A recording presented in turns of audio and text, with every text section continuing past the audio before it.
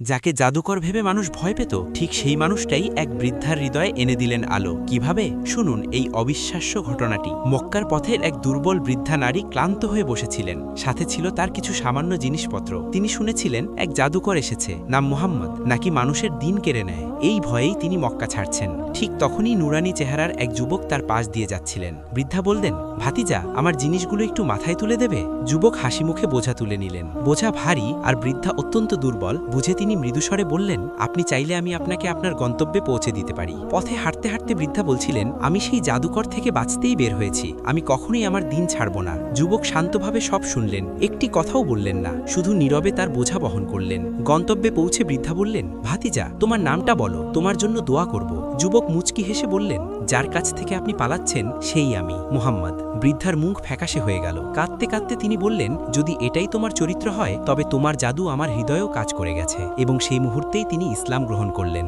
সুবহানাল্লাহ।